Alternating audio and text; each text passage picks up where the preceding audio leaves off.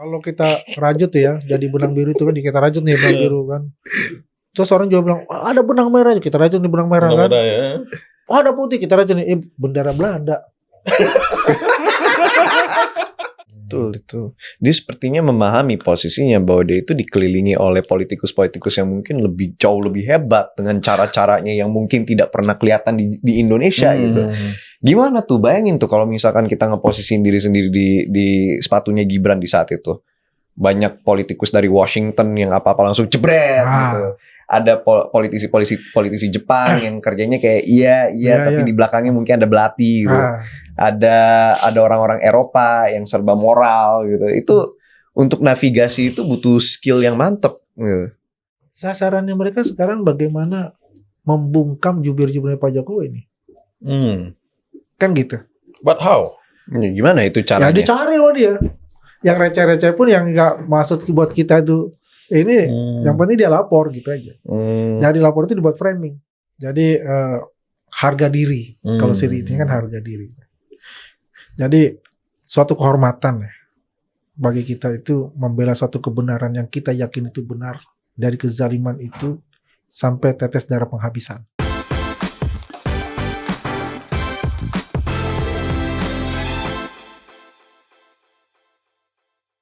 Selamat datang di Real Politik. Seperti biasa, kita berbicara tanpa topeng, menelanjangi fakta apa adanya. Dan di sini kita membaca Indonesia tidak hanya dari sisi idealnya, tapi juga dari realitasnya. Benar, Bro? Betul itu. Kita menelanjangi fakta bersama-sama. Sudah hadir Bang Andi Azwan. Siap. Ini nggak perlu diperkenalkan lagi di Real Terima Politik. kasih banyak sudah diundang oleh Real Politik. Kita membicarakan yang real, Bang. Ya, Iya, kita harus bicara real. Kita jadikan patokan aja nanti. Karena yang sebelah sana nggak real semua. Gimana Bang kabarnya? Sehat? Alhamdulillah sehat. Ini 2025 sudah hampir berakhir nih. Tapi kayaknya Bang Azwan masih tetap on cam aja di setiap televisi, podcast.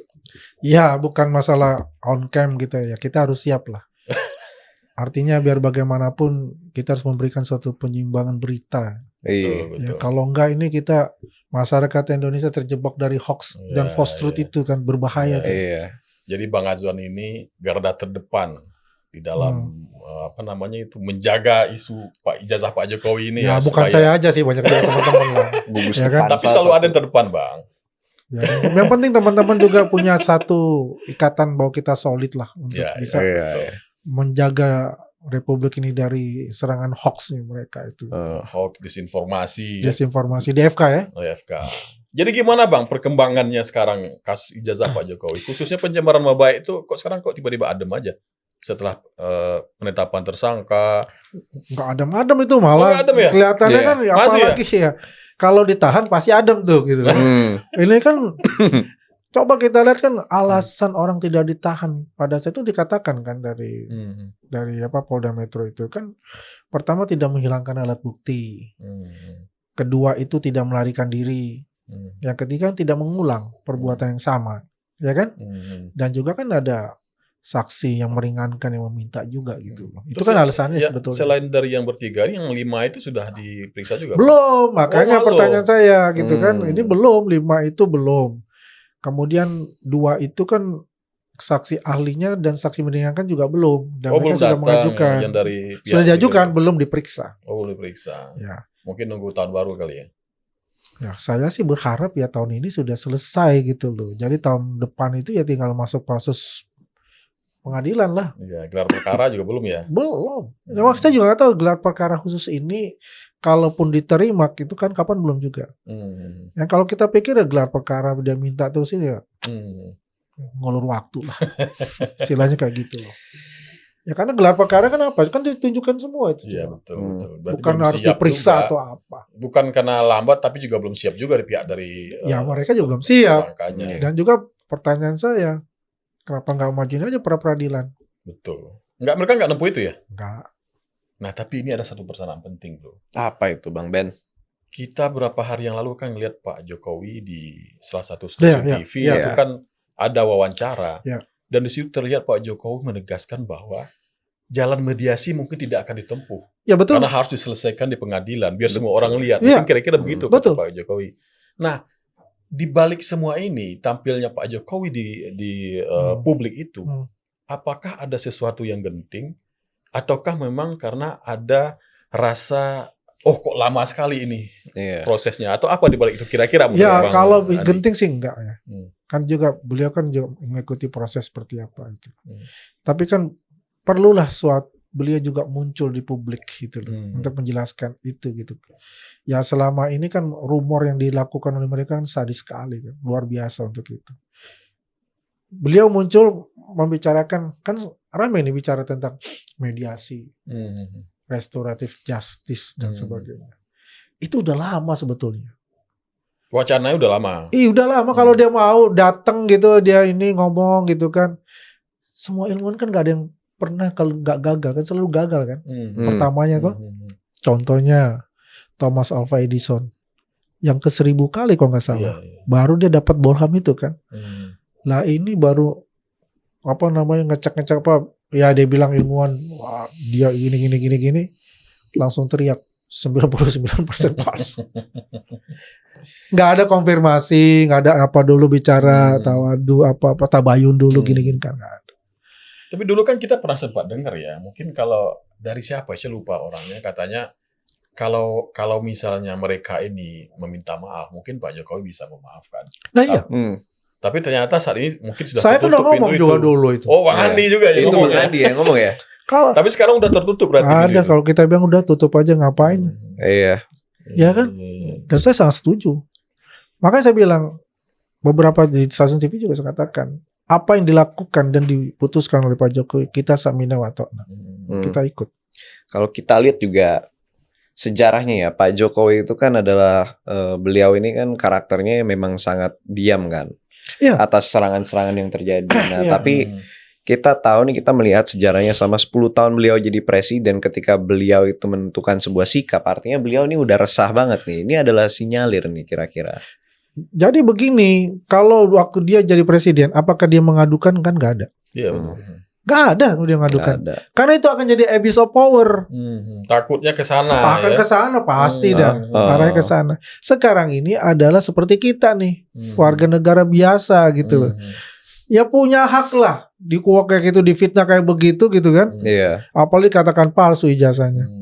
Itu nggak gampang masuk UGM, dia berjibaku di UGM, punya teman, punya apa dan sebagainya. Dia selesai perjalanan hidupnya di sana, ya kan? Kok dibilang palsu? Pasti ngamuk lah. Kalau saya aja ngamuk, kalau saya dibilang PKI aja saya ngamuk. 4 tahun udah punya teman banyak, gitu. Bahkan teman-temannya sendiri pun ada. Temannya itu ya. Vouching. Jadi aku cerita nih. Ya boleh. Nah, jadi dia ini waktu berkuliah itu kan ada sekitar 80-an lah temannya itu. Ya. Ini 14 orang ini mau jadi saksi untuk beliau. Teman seangkatan dia. Teman seangkatan yang sama-sama bulan November itu tanggal 5 itu di wisuda bareng. Sudah bareng. Dia mau jadi saksi semua dan sudah diperiksa. Ijazahnya itu yang sama Pak Jokowi itu udah ditahan. Yang meteranya sewarna sama warnanya hijau. Warna ya meternya sama. Kan saya buka yang pertama saya bongkar tuh meternya itu saya lihat. Ketika saya tanya, ini yang asli, dia bilang kan ada merah itu kan. Tak perhatiin. Wah, kok di blur? Tanggal ini blur. Di blur, tanggal di blur, bulan di blur. Kalau yang oke, nama boleh lah.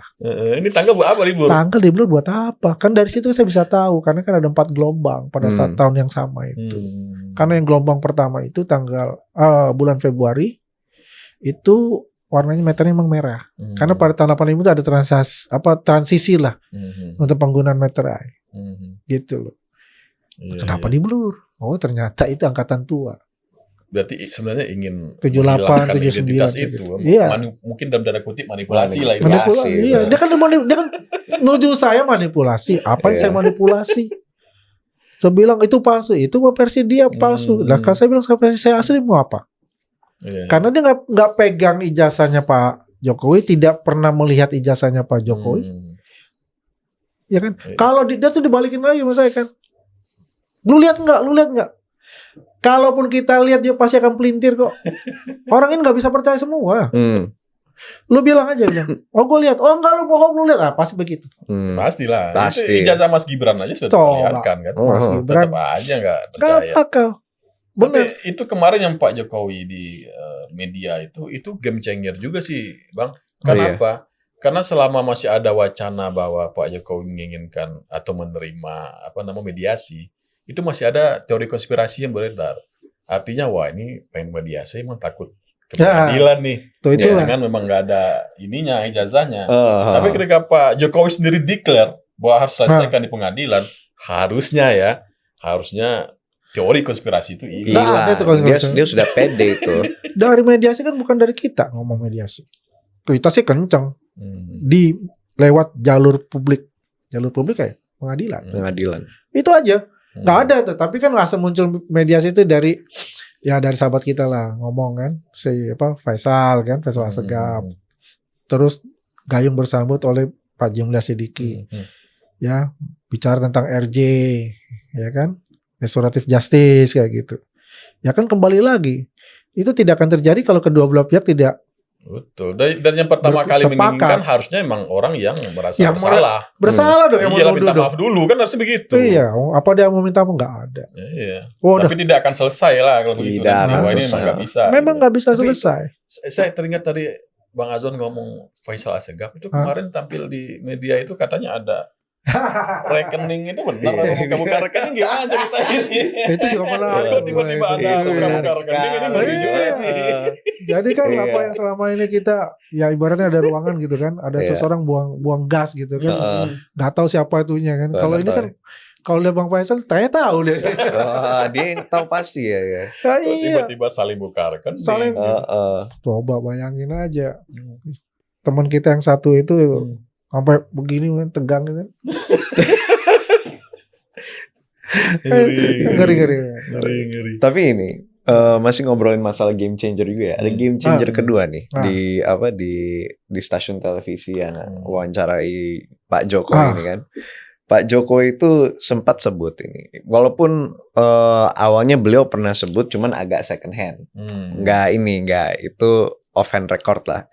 Nah, tapi ini yang sering dinyatakan oleh banyak sekali pihak gitu yang mendukung Pak Jokowi, dan Pak Jokowi akhirnya mengklarifikasi bahwa ada aktor besar politik di belakang ini semua gitu.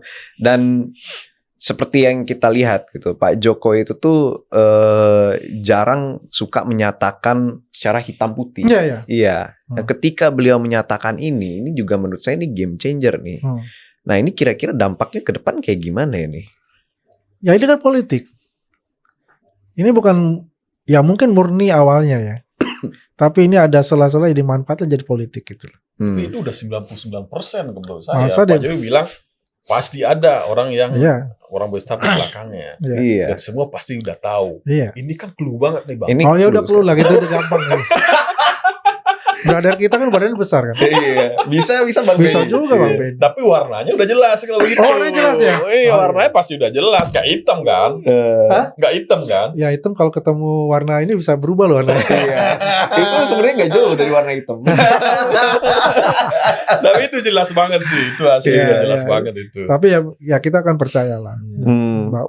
Pak Jokowi kan bukan orang kaleng-kaleng. Iya. Ya biar bagaimanapun dia mantan presiden, ya kan, punya lah matanya bisa di mana, kupingnya bisa mendengar di mana. Punya mata elang lah ya. Punya mata elang. Bisa zoom out gitu ya. Bisa zoom out gitu. Tapi kan kita melihat juga lah, pasti tuh masyarakat juga bisa menilai gitu. Banyak yang muncul aktor-aktor baru, ya kan. Ada kaitannya. Kalau menurut saya sih itu oknum lah. Ya. Aktor baru tapi benang merahnya kuat. Benang merah atau benang biru? Atau ini aktor baru cuman dari zaman yang lama. Aktor baru tapi warnanya mungkin biru gini kan. Bisa merah, bisa apa. Tapi jelas terlihat warnanya. Ini menunjukkan apa? Kalau kita rajut ya, jadi benang biru itu kan kita rajut nih benang biru kan. Terus orang juga bilang, ada benang merah, kita rajut nih benang merah kan. Ada putih, kita rajut nih bendera Belanda. Iya kan? Berarti bener Pak Prabowo tuh ada antek asing tuh. Antek asing. Ada merah, ada putih, ada biru. Nah, ya. Antek asing nih, Bang. Neo-imperialisme. Neo-imperialisme melanda politik Indonesia. Berbahaya. Ini bahaya nih. Ya memang kalau kita lihat juga kan posisi kita ini ya posisi yang banyak diincar juga dari asing kan. Kan kita kan nggak lepas tuh politik kita dari intervensi asing. Pasti. Nggak ada satu negara di dunia yang ingin negara tetangganya atau berhubungan dia lebih kuat daripada dia. Itu nggak ada. Nggak ada. Begini. Iya pasti. Itu adalah hakikat dari real politik. Iya. Apalagi kalau kita lihat kebijakan Pak Jokowi 10 tahun yang lalu itu bagaimana dia bisa nasionalisasikan Freeport misalnya. Hilirisasi. Itu kan besar. Apalagi pembubaran Petral. Iya. Itu kelas hiu semua. Iya.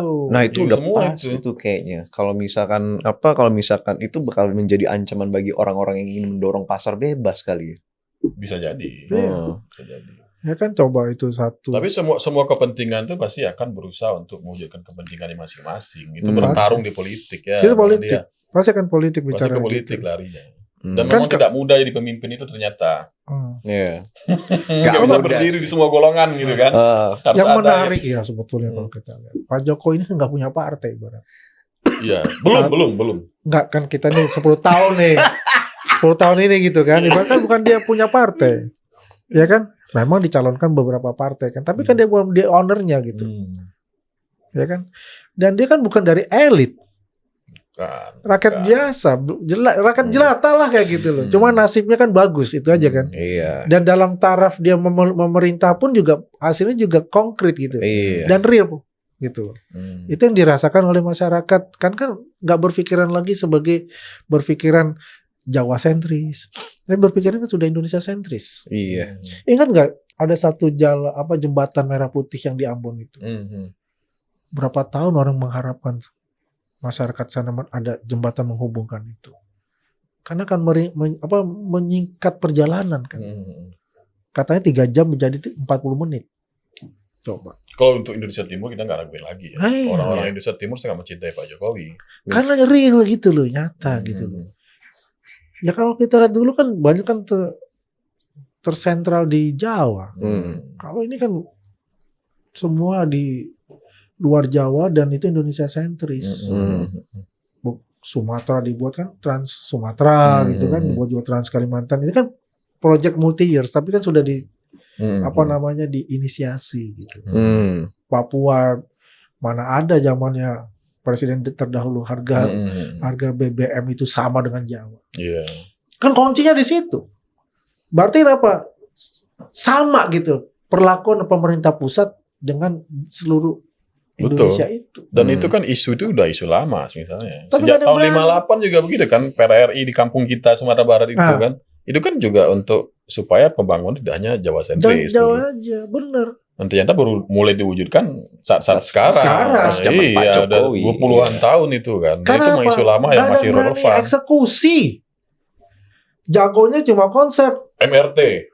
Nah, kereta cepat. Itu masalahnya. MRT Jakarta aja lama itu bro. Udah berapa? Terkatung-katung itu. Sudah sampai ada tiang-tiang jadi monumen itu kan nggak jadi itu kan. Zaman Gus Dur Megawati. Iya, sampai Pak JK yang nggak sanggup dulu kan.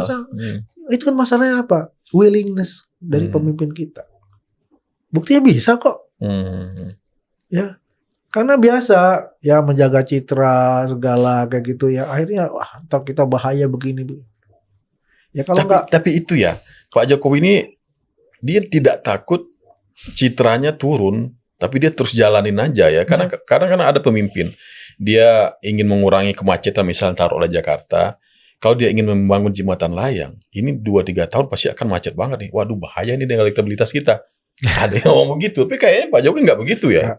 Kayak MRT kan sebenarnya itu kasusnya itu. Takut makin macet, orang nggak pilih kita. Baru diajar aja itu. Itu saya bilang. Akan tipe pemimpin kita kan jago konsep, eksekusi nggak berani. Ya, yang komplit ini ya ini konsepnya eksekusinya berani. Apakah itu ilmu mendasari tukang kayu, Bang? Exactly. Itu tuh tukang kayu kan mendasar tukang kayu sebilah itu, papan sebilah itu dia udah bikin gambarnya polanya, selesai langsung digergaji jadi. Nggak perlu itu lagi kan udah. Nah, coba kita perhatiin juga. Cina begitu maju kenapa? 9 pemimpinnya Cina, 8 itu adalah dari teknik. Iya. Betul. Deng Xiaoping, Jiang Zemin, Xi Jinping, si Hu Jintao hidraulik,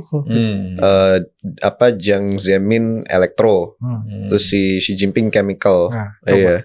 Artinya apa? Dari STEM semua itu, Bang. Iya. Kalau orang yang STEM itu less talk, do it more. Ya? Betul itu. Kalau di kita kerja gitu ya. Kerja. Kerja itu udah bilang kerja gitu. Less talk, do it more. Ya. Jangan kalau orang politik di teori-teorinya itu berwacana, Bang. Tapi kalau teknik melakukan sesuatu, makanya saya bilang. Gitu. Kuncinya di situ ternyata kalau kita pelajari Cina juga ya. Bisa lebih dijelasin lagi tuh, kita butuh juga tuh. Betul. Kenapa Cina? Bayangin lu 20 tahun lu kayak bang gitu kan. Biasa. Yang dibilang sama Bang Andi Aswan tuh lumayan menarik loh, karena pemimpin-pemimpin Cina itu kebanyakan mereka pekerja pabrik dulunya. Jadi mereka lulus kuliah nih, habis demo-demo, habis Cultural Revolution. Pokoknya pabrik langsung gas gitu. Jadi mereka langsung paham tekniknya tuh cara membuat produk gimana, sama kayak tukang kayu gitu. Ada visi dia kerjakan. Langsung kerjakan gitu. Ada desain. Beda dengan filsafat mungkin ya. Iya. Kayaknya Indonesia ini surplus sama orang-orang filsafat justru. Kita butuh filsafat, tapi jangan suruh kerja orang filsafat. Iya. Lama dia mikirnya nanti. Lu jurusannya apa, Bang? HI gue. HI ya. Gue juga HI sama.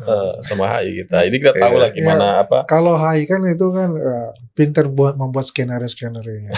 Kita ini pintar orkestrasi kan gitu. Kita ini bisa membaca apa yang terjadi di belakang. Makanya saya sama Bang Ben kita buat podcast Real Politik gitu. Gimana tuh Bang Ben? Lanjut Bang Ben. Tapi ya itulah ya mungkin apa namanya.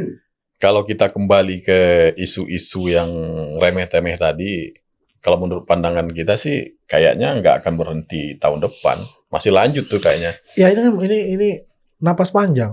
Mas Gibran juga itu kemarin kan sempat dicari-cari juga ke ke Aussie ya. Itu lucu tuh. Polanya itu. Nah itu gimana tuh sekarang diam aja lagi tuh kayak nggak ada lagi perkembangannya. Kan mereka dicekal, mana dia berangkat? Nggak bisa berangkat lagi. Tapi apa yang didapat dari sana ternyata tidak seperti yang diharapkan kayaknya. Dan kalau kita ngeliat dia mendapatkan fotokopi legalisir dari KPU aja udah merasa mendapatkan harta karun. Coba. Ya kan ingat orang di Turki. Kita dapat novel baru, gue sampai ketawa melihatnya. Iya. Gue bilang sama gue punya yang gue bilang asli fotokopinya. Apa scan-nya? Kan sama. Gila bilang tuh. Legalisir itu ya sama kayak asli. Iya.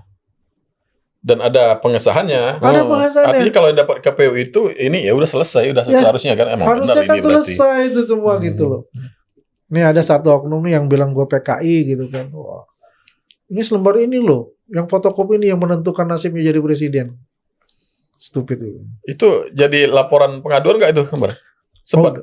Enggak ya? Udah di Tapi Bang Andi juga diaduin kapan ya? Mas apa? Ya, gue diaduin Sentana nggak salah ya? Gue diaduin. Persmu bohong, kata-kata persmu bohong. Oh. Lu tahu nggak artinya pers itu? Banyak makna kan? Jamak itu jamak. Jamak sekali. Dan satu itu kan ada namanya beritamu bohong. Pers itu kan berita juga. Beritamu bohong. Mana gua berita bohong? Nih gampang, lu udah nuduh gua PKI, lu nuduh gua TPPU. Beneran? Kan seperti itu. Biasa orang kalau udah ini cari-cari untuk saling lapor kan. Padahal gue ngelaporin itu 8 November. Dia kan baru minggu kemarin. Nah, kalau Bang Andi ngelihat kalau cuman isu-isu receh makin receh lagi kayak tuduhan PKI dan segala macam. Kalau kita lihat artinya secara mental kawan-kawan itu masih percaya nggak apa yang akan mereka tuntut itu sekarang atau memang sudah down juga sehingga mereka nuduh receh-receh kayak gitu. Ya, jadi nggak kan ada harapan lagi mungkin begitu. Ya, jadi kan mereka begini. Sasarannya mereka sekarang bagaimana membungkam jubir-jubirnya Pak Jokowi ini. Kan gitu. But how? Ya, gimana itu caranya? Ya dicari loh dia. Yang receh-receh pun yang nggak maksud buat kita itu ini, yang penting dia lapor gitu aja. Yang dilapor itu dibuat framing. Itu aja. Jadi ini main-main ini ya, kuat-kuatan mental ya. Nah, kekuatan mental. Bang Mental Andi game. sendiri untuk menghadapi ini gimana nih Bang? Karena kalau misalkan saya nih di posisi Bang Andi nih, waduh nggak tahu nih kalau misalkan saya masih bisa waras atau enggak nih. Ini rahasianya ini apa nih Bang Andi bisa waras nih? Melawan. Ini aku bukan sukuisme ya. Cuma memang di kami itu ada yang namanya Sirina Pace itu. Itu Bugis ya? Nah, gue Bugis. Gitu loh. Jadi harga diri. Kalau Sirina kan harga diri. Jadi suatu kehormatan ya bagi kita itu membela suatu kebenaran yang kita yakin itu benar dari kezaliman itu sampai tetes darah penghabisan. Jadi nggak ada cerita berhenti tengah jalan ya? Nggak ada. Lo senangnya lo kalau ketemu orang Bugis Makassar itu kalau berteman lo udah kayak saudara sama gue. Gitu ya? Begitu. Sebaliknya kalau berlawan? Oh, hati-hati. Itu yang masuk ke dalam sarung itu kan? Hati-hati. Iya itu aja. Jangan dihianati aja. Pokoknya jangan dihianati. Iya. Tapi kalau lu berteman, apapun lo akan. Itu dari kita dulu ya gitu. Kita nggak bukan tipe apa namanya pengkhianat gitu loh. Enggak. Kita kalau hadapi ya kita hadapi. Iya. Itu adalah konsekuensi perjuangan lah. Ibaratnya gitu. Gitu bro. Enggak ada menggunting dalam lipatan. Jangan. Enggak ada. Iya, nggak ada itu. Nggak ada untuk bicara itu. Tapi biar bagaimanapun kan ya Allah Subhanahu Wa Taala kan memberikan kita juga kekuatan untuk itu. Betul. Apalagi juga bisa keluarga juga memberikan kekuatan untuk itu. Udah papa biasa kan orang politik biasa kayak gitu aja. Tapi itu kalau keluarga support sih memang. Kalau keluarga ini support ya, Itu kuncinya sih. Iya. Karena seenggaknya kita pulang ada yang ngedukung. Ada yang dukung. Satu aja.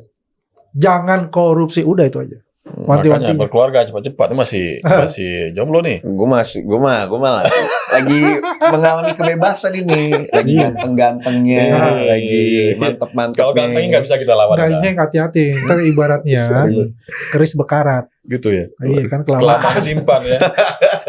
Harus diminyaki bro. Satu suruh boleh nggak harus diminyaki. Tiap hari pakai lotion.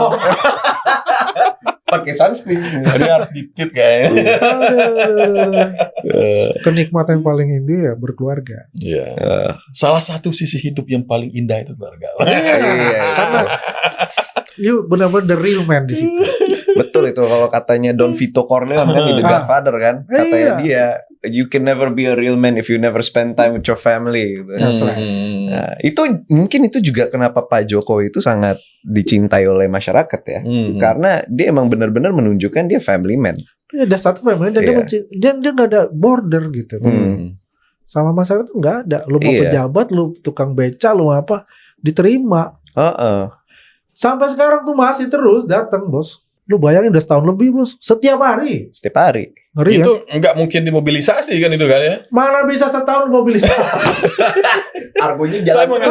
Saya mewakili ini bang, orang-orang bertanyakan itu kok bisa orang datang tiap hari mobilisasi, jangan pakai angkot, pakai korlap, itu gimana bensinnya itu? 1.000 gitu kan?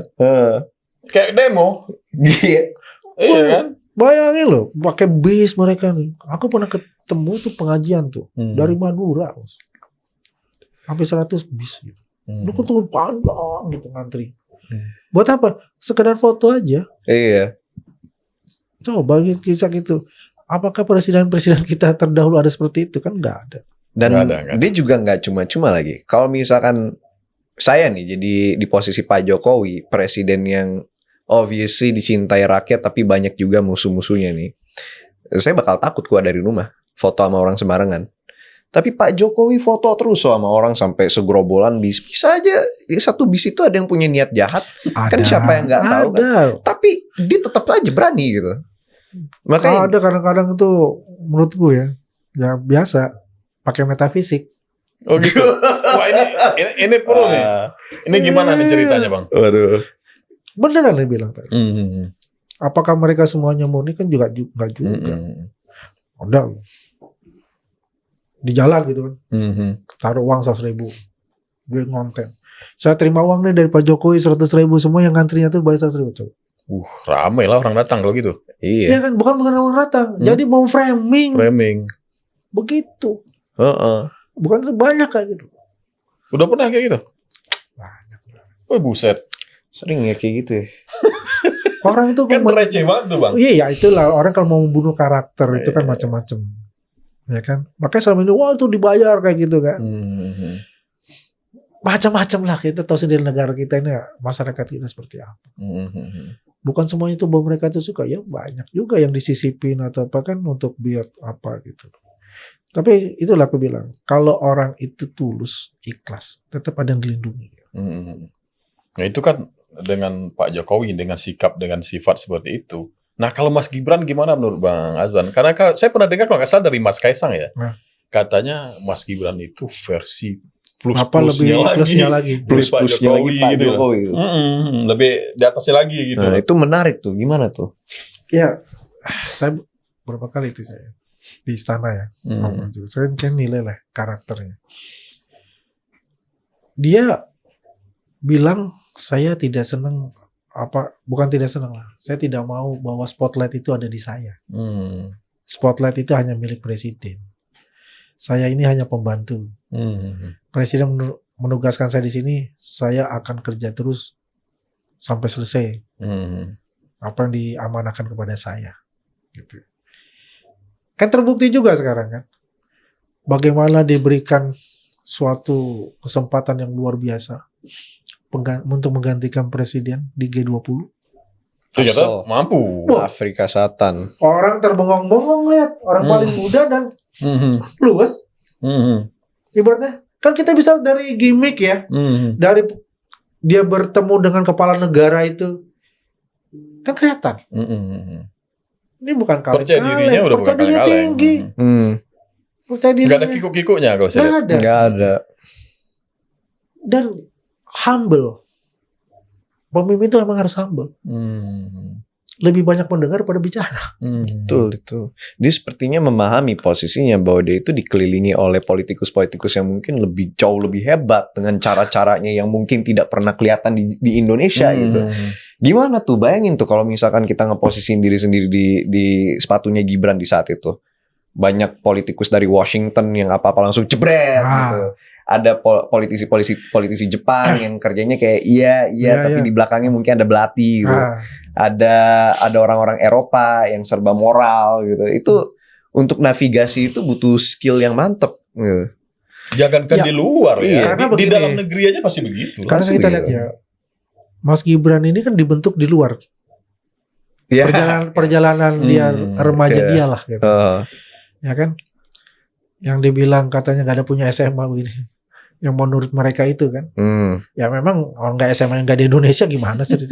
Nama juga bukan SMA di situ. Dia kan secondary school. Gitu loh. Di Singapura. Di situ terbentuk menurut saya. Ya kan? Secara apa ya? Karakternya juga. Selain dari keluarga ya. Orang tua yang bagaimana menghormati orang lebih tua. Bagaimana memperlakukan orang yang lebih tua, gitu kan? Kelihatan kan dari situ karakter itu.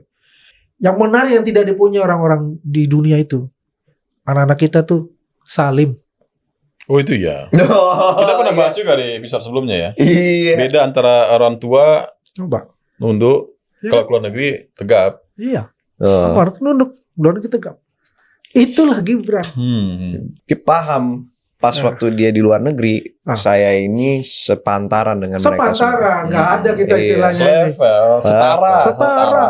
Sepantar tuh pantar. Setara. Mana ada dia ketemu Donald Trump kayak nggak ada. Nggak ada kalau udah gitu. Tapi saya lihat memang nggak mudah sih jadi seorang Gibran Rakabuming Raka itu ya. Iya. Seperti yang disampaikan Bang Andi, beliau tidak ingin mendapatkan spotlight, tidak ingin berada di depan daripada yang digariskan undang-undang konstitusi. Beliau sangat menghormati Pak Prabowo. Ojo kemajon betul. Beliau sangat menghormati Pak Prabowo sebagai orang tuanya sendiri. Tapi kan di satu sisi ada juga garis politik yang memang harus dijalani juga kan. Seperti kata Pak Jokowi, dukung kalau bisa 2 periode. Nah itu kan harus dijalani juga Bang. Tapi kalau nggak dapat spotlight kan susah juga gitu kan. Jadi nggak mudah juga. Nah, gimana caranya? Gimana menurut Bang Di begitu? Orang itu mempunyai aura masing-masing. Ya kan? Ada auranya yang tanpa spotlight pun orang juga pasti akan membicarakan. Ya seperti apa misalnya? Ya tanpa adanya berita atau apa dia turun ke lapangan misalnya. Orang-orang di situ kan bercerita. lebih canggih daripada media mainstream itu dari TikTok, ya, dari YouTube itu lebih masif, Jangkauannya lebih luas, lebih cepat. Ya kan, daripada media mainstream loh. Itu yang saya maksud. Gitu loh. Citizen jurnalistik. Citizen jurnalis. Betul ya Bang. Influencer lokal, kalau itu sih nggak bisa kita atur. Dan itu luar biasa impactnya kan. Dan itu biasanya natural mereka. Nah itu maka aku bilang tadi auranya itu tidak dibuat-buat. Iya di situ ya. Natural. Beda tuh, ada tuh ya kan pemimpin kita nih sekarang ini, ya kan. Naik bus apa naik ojek? Oh, ada yang naik ojek lah, ada yang jatuh doang kan. Ada yang bawa karung nasi. Angle-nya begini ya. Iya. Ada yang bawa karung nasi, Bang. Karung nasi? Iya. Itu sekompi bang. Bawa karung nasi sendiri. Oh, beras ya. Beras. Iya. Ada itulah beda-beda pencitraan. Tapi yang penting sih kita berharapnya ya tetap ada publikasi lah. Karena ada juga orang yang larang jangan bawa kamera lah. Lah kalau nggak bawa kamera orang nggak tahu, dibilang nggak kerja, bawa kamera dibilang pencitraan gitu. Jadi serba salah gitu. Serba salah itu. Itulah kalau sudah. Nah pemahaman ini public figure juga serba salah dia tadi. Nggak boleh lagi di podcast nih. Tapi ya paling sih the best emang kalau dituduh pencitraan ya. Menurut gue nih Bang. Kalau dituduh pencitraan ya udah gas aja. Ntar juga masyarakat lihat sendiri hasil kerjanya gimana. Gitu. Ya kan kita lihat kan banyak juga kan. Ya gubernur-gubernur yang sudah gini kan banyak juga nih gubernur-gubernur. Banyak. Dan itu ya wajar lah, boleh lah. Ya, semua orang boleh punya impian politik gitu kan. Boleh. Tapi kalau saya Bang, kalau emang punya impian politik ingin menjadi sesuatu, itu udah ada disediain ring tinjunya, bertarung istilahnya itu di pemilu kan gitu. Iya, betul. Mau pilpres tarung di situ. Iya. Jangan tarung di sini dengan isu receh yang membuat kita tuh terbelah kan itu sebetulnya. Jadi kan ya kita paham lah. Selama Pak Jokowi ada itu, mungkin mereka ini wah berat nih gue nih. Kan gitu kan. Lebih baik gue patahin dulu sekarang nih. Yang artinya bagaimana di downgrade sehingga masyarakat itu jadi membenci kan gitu. Dan itu pengaruh ke Mas Gibran tentu saja. Nanti pastilah itu akan pengaruh ke Mas Gibran. Kan gitu kan. Apalagi kalau Mas Gibran dimakzulkan. Cita-cita mereka kan begitu. Iya itu. Ya kan? Apa nggak chaos negara? Iya. Tahu nggak gimana cara membedakan kuda jantan dan kuda betina? Kan ada kuda nih segerombolan di padang rumput. Gerombolan kita nggak tahu mana jantan betina. Untuk membedakan jantan dan betina itu dipacu bos. Mana yang paling kencang larinya itu kuda jantan. Nah itu wahananya lapangan pacunya di pilpres atau pilgub atau di pemilu itu baru kuda jantan ya kan. Iya itu baru. Nah kalau dibawa ke politik itulah politisi sejati bertarung elektoral secara jantan gitu. Benar nggak Bang? Betul. Setuju nggak Bang? Itu yang menarik loh. Pembelajaran paling bagus juga dari Pak Prabowo sebetulnya. Itu udah petarung sejati. Iya, nunggu bertarung jadi politisinya benar nanti. Ya, berapa kali kalah. Tapi di tengah perjalanan belum menghormati yang menang, nggak pernah menusuk dari belakang, nggak pernah. Satria itu. Satria itu benar satria. Dan yang menarik itu dia ketika dia katakan tanpa Pak Jokowi saya tidak akan menang. Coba. Sudah belajar. Ada pengakuan dari beliau itu loh. Artinya memang itu satria juga. Satria. Yang Pak Prabowo itu satria. Memang beliau dari belakang militer, memang satria juga. Satria. Itu yang menarik. Makanya saya bilang kadang-kadang saya ada berusaha memisahkan antara Pak Prabowo dengan Pak Jokowi. Dibuatlah story, dibuatlah apa gitu. Gak bisa. Baru 3 bulan menjabat Bang. Udah ada isu begitu. Isu-isunya kayak gitu kan. Ya ini yang saya bilang banyak yang genit-genit ini. Tapi ini saya melihatnya ya Bang ya. Ini pola politiknya ini bukan politik cantik ini. Ini politik ala-ala Fox News ini. Iya. Santai kan? Ini adalah politik ala-ala orang yang sering menonton dan berkancah di politik internasional sepertinya ini atau mengikuti. Gue sih jadi ingat dulu ya. Waktu Pak SBY kan gayanya mirip dengan Obama ya? Atau siapa? Oh iya, Obama ya. Demokrat banget lah modelnya. Kalau ini kan di luar pakem semua. Iya. Ditabrak semua. Tabrak semua. Iya. Antitesisnya Pak SBY. Antitesis gitu. Jadi kalau kita politik Indonesia itu, kalau kita lihat, kalau kita jadi follower kita mati, tenggelam. Tapi apakah setelah ini nanti antitesisnya balik lagi ke ini Pak Prabowo nih kan aristokrat juga. Nanti balik lagi nggak ke yang kayak Pak Jokowi yang merakyat, yang deso gitu kira-kira. Pasti sih itu kan siklus ya. Siklus ya. Dan saya yakin pasti akan juga berarti begitu. setelah militer nanti sipil lagi dong. Ya, 2 kemungkinan periode besar. 2 periode dulu. Iya, habis 2 periode mungkin sipil lagi periode dulu ya pasti. Bisa sipil. Bisa lagi. Siklusnya. Kan siklusnya begitu juga. Kalau kita lihat kan. Dari Pak Harto, Habibie.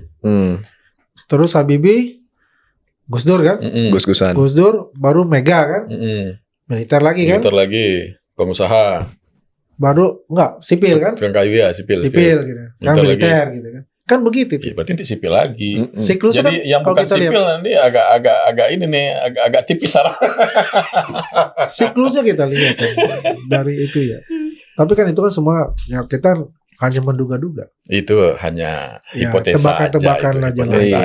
Hipotesa. Kayak ada yang bilang wakil presiden tuh nggak ada yang pernah 2 kali berturut-turut. Ya kalau kata saya sih, ya memang itu hipotesa. Tapi kan selalu ada yang pertama. Selalu ada yang pertama, makanya itu kan.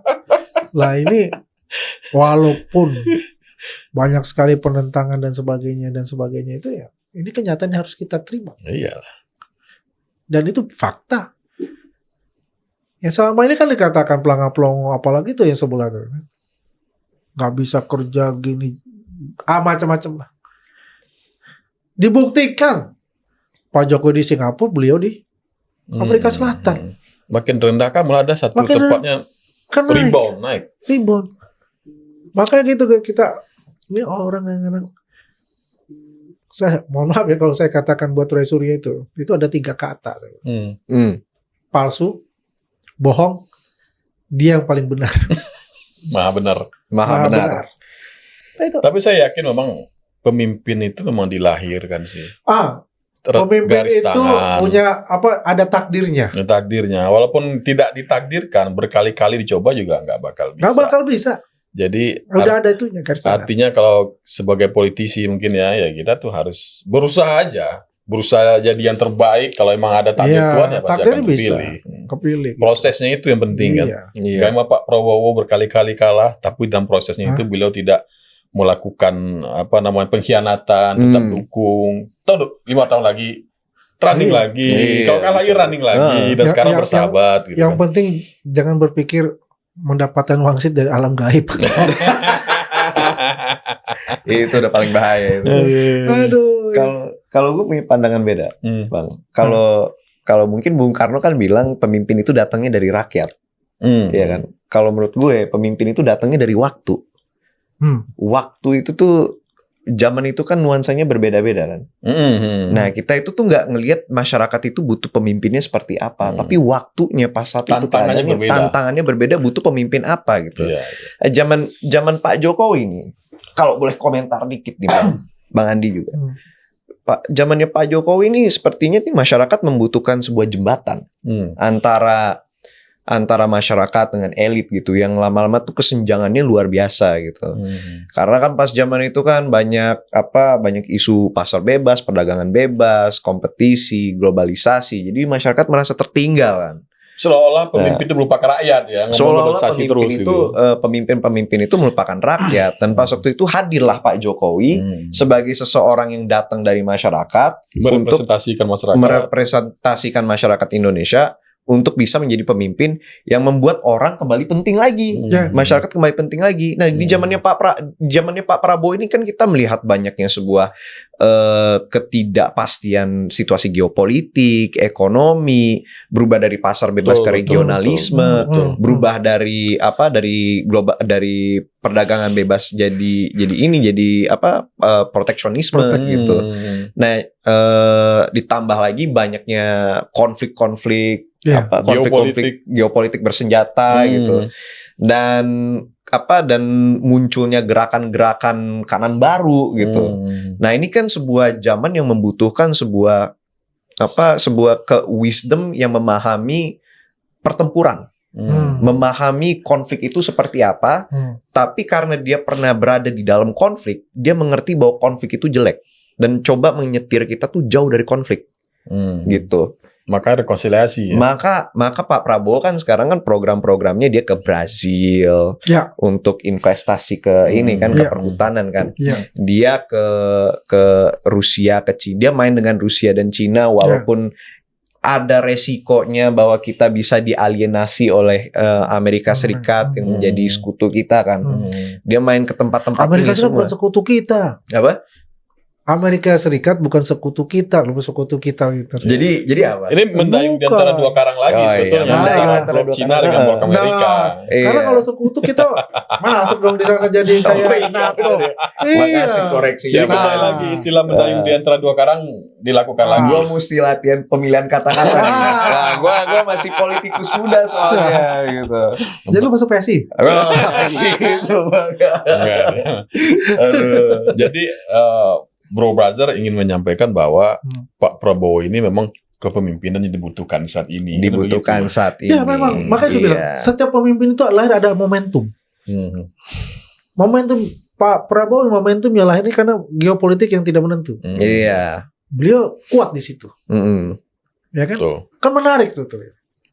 Perspektif pertahanannya, dunia internasionalnya kuat gitu ya. Itu menarik, emang betul sih, emang membanggakan. Kalau Pak Jokowi, dia kan tuh dalam domestiknya ya, dia kuatkan karena dia harus memperkuat infrastruktur itu kan, yang selama ini makanya Indonesia sentris itu menyelesaikan PR yang semenjak dari tahun 50-an, masalah pertanahan, pertanian, kehutanan, infrastruktur, distribusi, itu Pak Jokowi itu semangatnya seperti ini. Di situ, jadi ini geopolitik ya. Makanya kan kita ya bangga kita punya presiden yang artinya sekarang kita ini secara internasional merupakan suatu kekuatan baru lah, gitu. Didengar kita kan, coba bayangkan ya, Israel yang kemarin two state itu kan yang diundang siapa? Indonesia. Kan? Indonesia. Nah, sampai negara tetangga kan juga ngiri kan, kenapa nggak kita nggak diundang? Kenapa kita nggak itu? Artinya apa kan pengakuan. Pengakuan di dunia internasional terhadap Indonesia itu ya yang konsisten gitu.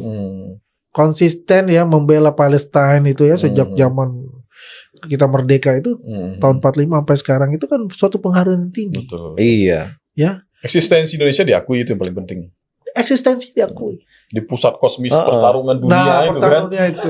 Indonesia eksistensi diakui itu hebat. Dan mungkin kebanyakan dari masyarakat Indonesia belum melihat, Bang. Belum bisa melihat gitu bahwa mungkin pergerakannya Pak Prabowo itu terkesan sangat jauh dari masyarakat, tapi saya yakin bahwa sejarah itu akan melihat kembali lagi dan mereka akan melihat bahwa apa yang dilakukan oleh Pak Prabowo signifikan untuk masa depan Indonesia gitu. Kebijaksanaannya itu adalah suatu kebijaksanaan yang bukan berhenti di 5 tahun tapi di 20 tahun. Tapi jangan lupa Pak Prabowo juga memikirkan masyarakat bawah, MBG, tes kesehatan gratis, KUR, koperasi. Makanya itu namanya keberlanjutan itu. Yang itu keberlanjutan. Itu. Pak Jokowi di infrastruktur, Pak Prabowo dengan SDM dan geopolitik internasional. Itu yang menarik. Dan ya kita juga katakanlah dengan Mas Gibran ini ada di sana, dia kan juga melihat bagaimana potensi-potensi Mas Gibran itu, Pak Prabowo kan. Ya, ibaratnya bapak sama anak lah menurut saya. Dia diberikan kesempatan untuk bagaimana menyelesaikan Papua bisa. Kalau anak muda kayak Bro Bajar juga gitu ya, diberikan kesempatan bisa. Siapa bilang tidak bisa? Bisa dong. Wah, selama ini kesempatan itu aja gak kebuka sama kita. Kaderisasi itu hanya jadi jualan di partai politik aja. Latihan kepemimpinan, kaderisasi. Tapi kita dikasih gak kesempatan muda-muda. No. Makanya sekarang dibuktikan Mas Gibran bisa. Kenapa kita enggak? Kenapa lu gak bisa, Bro? Kan gitu. Iya. Harus begitu. Makanya abang-abang nih kasih saya kesempatan. Ya udah, kasih kesempatan. Untuk penutup kita Nggak, lupakan. sebentar kesempatan kasih Pak Pici dulu deh. jadi pemimpin muda seperti apa Pak Pici? Ini udah menunjukkan itu. Udah menunjukkan apa namanya, secara penampilan sudah oke, secara intelektualitas sudah oke. Sekarang kesempatannya harus kita rebut, Bro. Siap. Jangan menunggu, rebut. Siap, gua rebut, Nah, ini Bang. sebagai close statement dari Bang Andi Azwan, kita nggak ingin membahas ijazah, nggak membahas Pak Prabowo, nggak membahas Bang Gibran.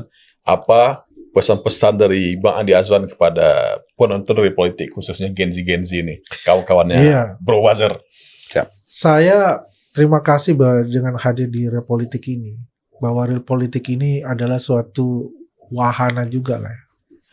Bukan wahana, satu bagian pembelajaran kita tentang arti dari real politik itu sendiri. Karena politik itu kan ilmu siasat juga di situ ya. Kalau kita pandai untuk memperhatikan dan belajar tentang politik itu dengan ilmu siasat yang untuk kebenaran, hasilnya pun juga akan baik untuk kita semua. Tapi kalau kita melakukan itu untuk tidak kebenaran, hasilnya akan hancur lebur untuk bangsa kita ini. Betul. Jadi pandai-pandailah meniti batu-batu di sungai itu, jangan sampai kita terperosok ke dalamnya. Ya kan? Gitu. Tapi yang jelas, berilah kesempatan anak muda untuk memimpin. Top. Terima kasih Bang Andi Azwan telah datang ke Real Politik hari ini. Gimana diskusinya? Kira-kira mantep ya hari mantap ini? Mantap. Kemana-mana. Aduh. Silakan makan gorengannya. Ya, silakan ini. Kopi. Ini lagi diet semua, nggak pakai gorengan. Jadi seperti itu guys, di episode Real Politik hari ini kita bahasnya lumayan banyak juga ya, bahas Pak Jokowi, ijazah, keberlanjutan, Pak Prabowo, Mas Gibran, dan kita juga melihat mungkin beberapa perspektif yang mungkin orang luput dari kasus ijazah ini, dan juga beberapa peran-peran dari Pak Prabowo dan Pak Jokowi di Indonesia ini dan kontribusinya terhadap Indonesia. Jadi ya begitu guys, episode hari ini cukup di situ aja. Kita akan bertemu di episode berikutnya of Real Politik. Bye bye. Salam.